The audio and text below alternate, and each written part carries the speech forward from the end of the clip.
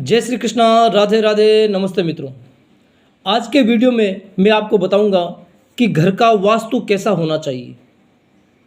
तो सबसे पहले हमें ये देखना है कि हम जिस घर में रहते हैं उस घर का जो निर्माण है वो सड़क का जो लेवल है, रोड लेवल, उससे ऊपर होना चाहिए, उससे नीचे कभी भी नहीं होना चाहिए। अगर रोड लेवल से नीचे, सड़क के लेवल से नीचे हमारे घर का निर्माण हुआ है तो समझ लीजिए उस घर में असाध्य बीमारियाँ, अकाल मृत्यु या फिर मृत्यु तुल्य कष्ट, इस प्रकार की चीज़ें होने लग जाएगी। इसलिए घर का निर्माण हमेशा सड़क के लेवल से ऊपर होना चाहिए। उसके बाद जब हम घर में प्रवेश करते हैं तो हमें यह देखना चाहिए कि घर में 3 दरवाजे एक लाइन में ना हो। ऐसा ना हो कि 3 दरवाज़ों की लाइन एक ही हो, ऐसा कभी नहीं होना चाहिए। उसके पश्चात हमें घर में ये देखना चाहिए कि घर का रसोई घर किस दिशा में है। जैसा मैंने आपको एक वीडियो के माध्यम से भी बताया था कि घर में जो रसोई है, जहाँ पे हम भोजन पकाते हैं, वो हमेशा अग्निकोण में होनी चाहिए। अगर अग्निकोण में नहीं बना पाते किसी कारणवश तो घर की रसोई हम वायव्य कोण में बना सकते हैं। तो किचन के लिए ये जो 2 जगह है, 2 कोण है, वो सबसे बेस्ट है। पहला अग्निकोण और दूसरा वायव्य कोण। उसके पश्चात नंबर आता है जल का, पानी का। तो पानी का स्थान कहाँ होना चाहिए मित्रों? उसके लिए मैं आपको बता दूं कि पानी घर में 3 तरह का होता है। पहला पानी जो ज़मीन के नीचे होता है, जो घर में कुंड में होता है, कुएं में होता है, बोरिंग में, हेडपंप में जो पानी है, वो ज़मीन के नीचे का पानी होता है। दूसरा पानी जो हम घड़े में, मटके में, कलशे में रखते हैं, वो ज़मीन के लेवल का पानी होता है।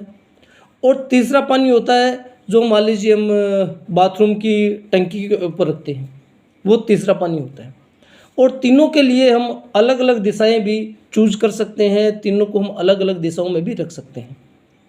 तो घर का जो पानी ज़मीन के नीचे का पानी है वो हमेशा ईशान और पूर्व इसी दिशा में होना चाहिए। ज़मीन के नीचे का पानी, कुंड का पानी। उसके बाद में जो मटका और कलसे का पानी है वो हम ज़मीन के ऊपर का जो पानी है उसको हम अपने पूर्व, ईशान, उत्तर, वायव्य या पश्चिम, इनमें से कहीं पे भी रख सकते हैं, इसमें कोई भी दोष नहीं है। और ज़मीन के जो ऊपर का पानी है, जो लेटरिन बाथरूम की टंकी के ऊपर हम जो पानी रखते हैं, वो पानी भी हम इन दिशाओं में से कहीं पे भी रख सकते हैं, इसमें भी कोई प्रकार का दोष नहीं है। उसके बाद नंबर आता है घर में पूजा घर का, कि घर में पूजा का स्थान हम कहाँ पे करें। तो मित्रों, उसके लिए मैं आपको बता दूं कि घर में जो पूजा का स्थान है वो ईशान, वायव्य, उत्तर और पूर्व, इन चारों जगह में से हम कहीं पे भी कर सकते हैं।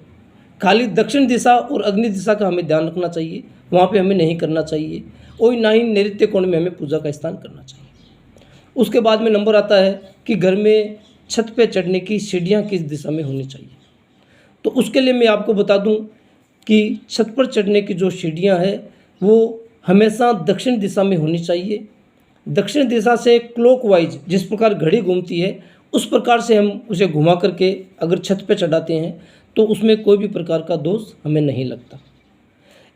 एक चीज़ का विशेष ध्यान हमें रखना चाहिए मित्रों कि घर का जो नैऋत्य कोण है वो हमेशा ऊपर उठा हुआ होना चाहिए। उस कोण का निर्माण कभी भी नीचे नहीं होना चाहिए, वो कोण हमेशा दबी हुई होनी चाहिए। घर का सारा भारी सामान हमें उसी दिशा में रखना चाहिए। छत पे नैऋत्य कोण जो है उसे अगर हम ऊपर नहीं उठा पा रहे मान लीजिए, तो उस पर हम अगर एक पिलर भी बना देते हैं जो घर में सबसे ऊंचा हो, सबसे ऊंचाई पे हो, तो भी वास्तु दोष भंग होता है वहाँ पे, और कोई प्रकार का वास्तु दोष नहीं लगता। उसके बाद हमें ये ध्यान रखना चाहिए कि घर में आंगन के मध्य में किसी भी प्रकार का गड्ढा नहीं होना चाहिए। अगर आंगन में गड्ढा होता है तो घर में निश्चित रूप से अकाल मृत्यु और मृत्यु तुल्य कष्ट आने ही आने हैं, या ऐसी बीमारियां आके घेर लेगी जिनका कोई निदान, कोई उपाय हमारी समझ में नहीं आएगा। इस प्रकार घर में किसी भी प्रकार का गड्ढा नहीं होना चाहिए, क्योंकि कई लोगों को हमने देखा है कि मकान पुराने हो गए हैं तो वो लोग घर के बाहर बारामदा और बाहर एक कमरा करवा लेते हैं, वो नया दिखता है, और आंगन में उनके 2-3 सीढ़ी लग जाती है।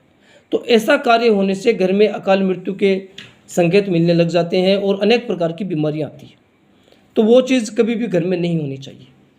उसके बाद में मित्रों, हमें ये देखना चाहिए कि घर में जो तिजोरी है वो किस दिशा में होती है। घर की जो तिजोरी है वो हमें हमेशा दक्षिण दिशा में रखनी चाहिए और उसका मुंह उत्तर दिशा में हो। उसे हम अगर नृत्य कोण में स्थापित करते हैं घर के और उत्तर दिशा में मुंह होता है तो ये कुबेर जी महाराज के लिए अच्छा होता है। कुबेर जी महाराज की कृपा हम पे बनी रहती है, घर में भंडार भरे रहते हैं। तो मित्रों, इस छोटे से वीडियो के माध्यम से मैंने आपको बताया कि घर में वास्तु कैसा होना चाहिए। आपको हमारा ये वीडियो कैसा लगा, कृपा करके ज़रूर बताइए। जय श्री राधे, जय श्री कृष्ण।